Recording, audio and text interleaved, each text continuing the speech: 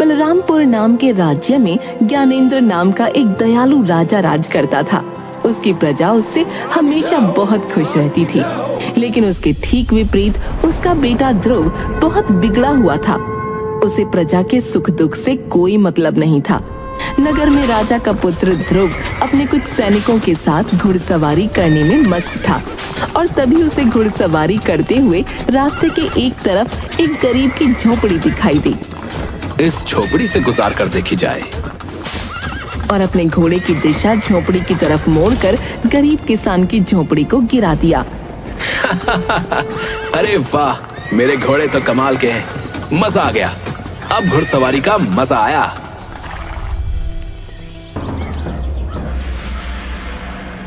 अगले दिन राजमहल में। क्या बात है मंत्री, ये शोर कैसा हो रहा है? महाराज, एक आदमी अंदर आने के लिए दरबान से लड़ रहा है। अरे, अब ऐसा क्या हो गया जो वो इतना तड़प रहा है? उसे अंदर आने दो।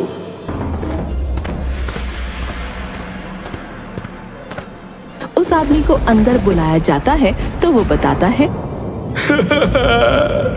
महाराज, मेरी मदद कीजिए महाराज, मैं लुट गया, बर्बाद हो गया। अरे, आखिर हुआ क्या है, बताओ तो। महाराज,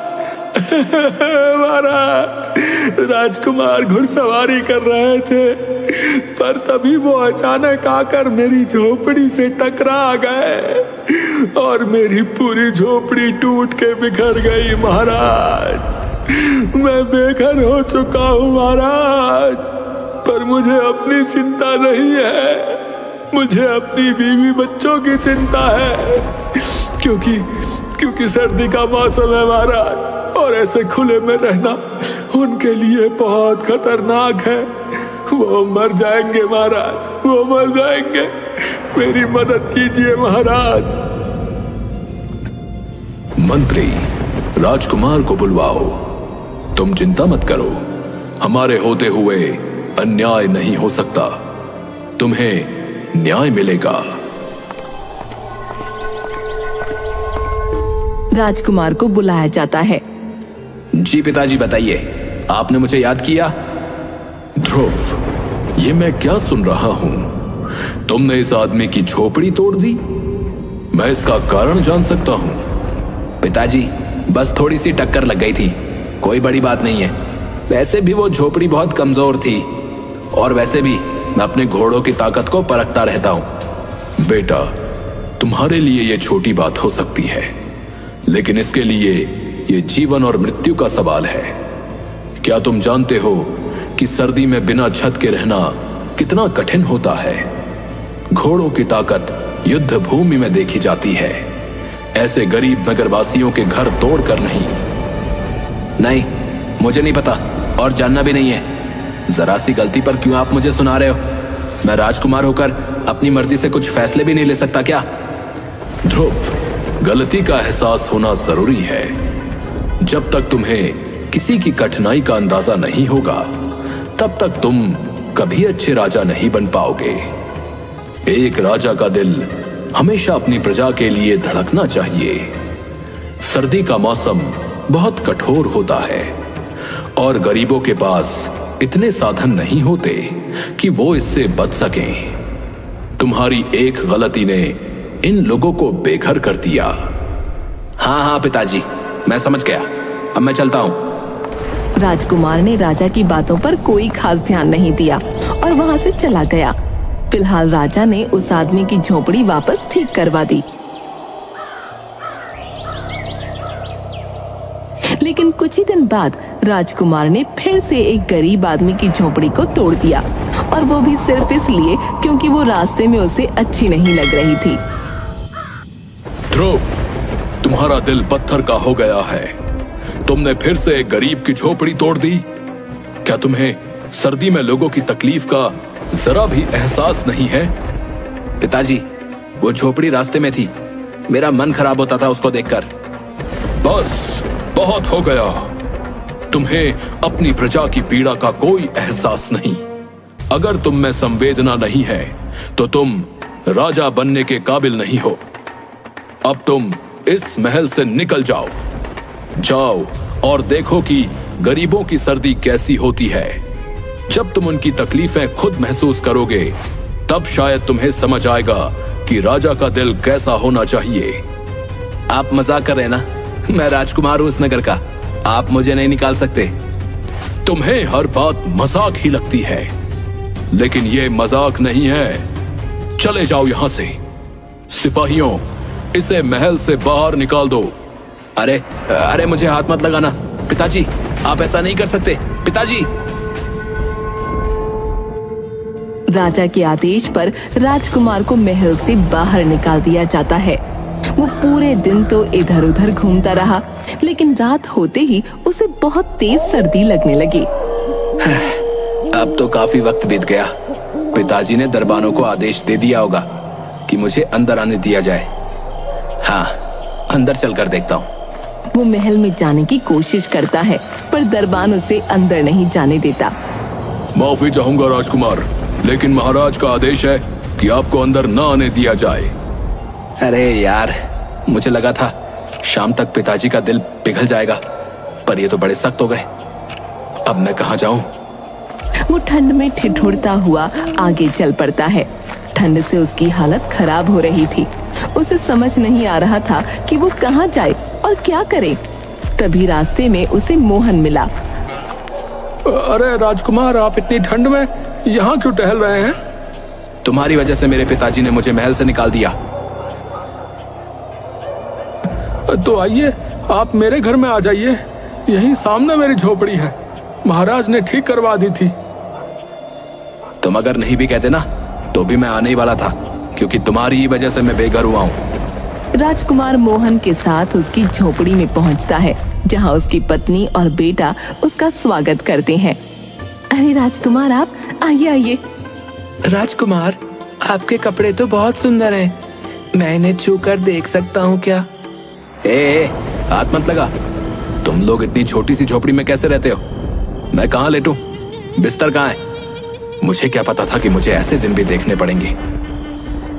हमारे पास बिस्तर नहीं है, हम नीचे ही लेटते हैं। ये लीजिए आपकी चादर, लेट जाइए। राजकुमार एक चादर लेके लेट तो जाता है, लेकिन उसे बहुत ज्यादा ठंड लगती है, तो वो उन तीनों की चादर भी उनसे छीन लेता है।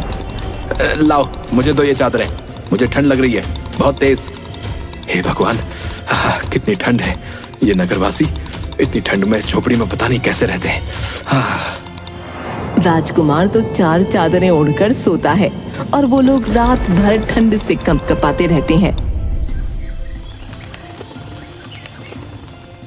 सुबह होते ही गंगा देखती है कि सूरज ठंड से कांप रहा है और उसका शरीर तप रहा है।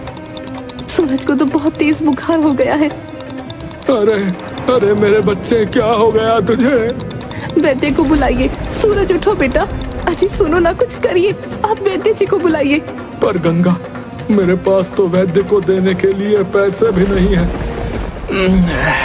क्या हुआ? इतना शोर क्यों मचा रखा है? राजकुमार, सूरज को बहुत तेज बुखार हो गया है, पर हमारे पास इसका इलाज कराने के पैसे नहीं हैं। सूरज की हालत देखकर पहली बार राजकुमार को उन लोगों के लिए थोड़ा बुरा लगता है। हे भगवान, मैंने इनकी चादरें छीन ली। शायद इसी वजह से सूरज इतना बीमार हो गया। वो अपना हार उतार कर मोहन को देता है और कहता है, अब ये हार ले लो, इसे बेचकर सूरज का इलाज करवाओ। राजकुमार, ये तो बहुत कीमती है। हाँ, पर ये सूरज के जीवन से ज्यादा कीमती नहीं है। जल्दी जाओ, वैद्य को बुलाओ, और हाँ, बाजार से कुछ कंबल और बिस्तर भी खरीद लेना।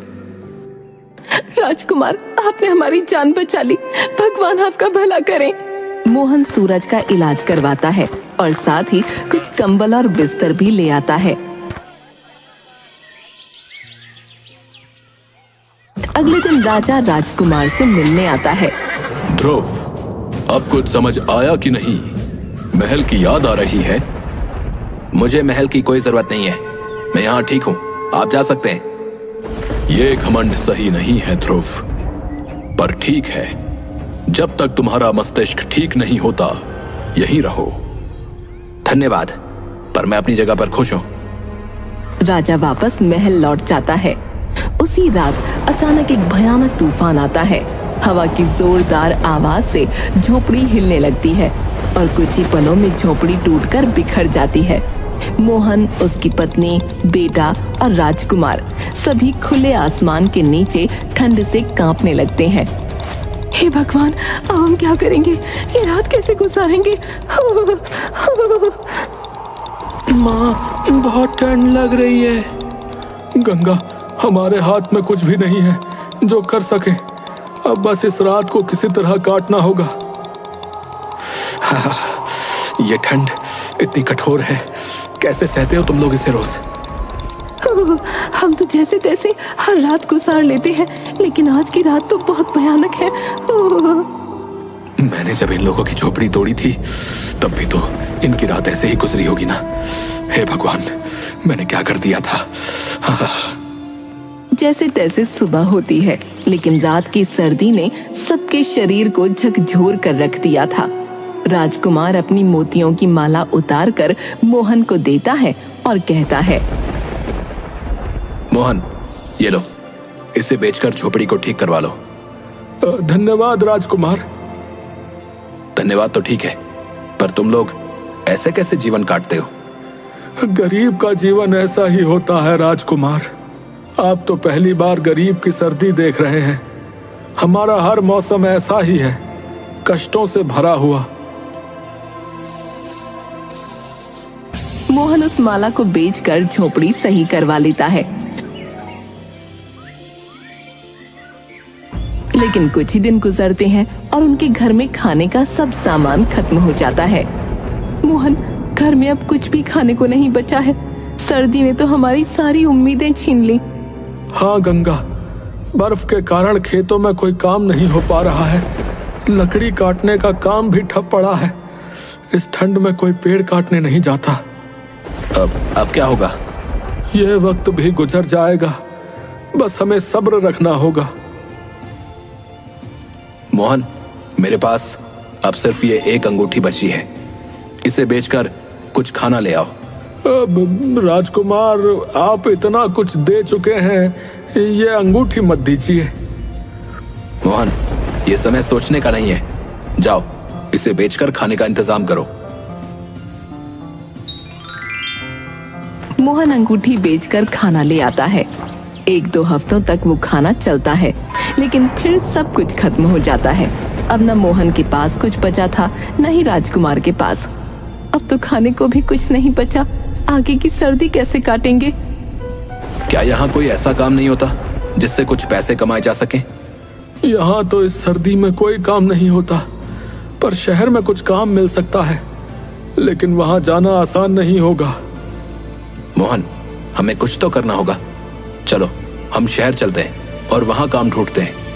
राजकुमार और मोहन शहर जाते हैं, जहाँ उन्हें मेहनत मजदूरी का काम मिलता है। ये राजकुमार के लिए पहली बार था कि उसने अपने हाथों से काम किया हो।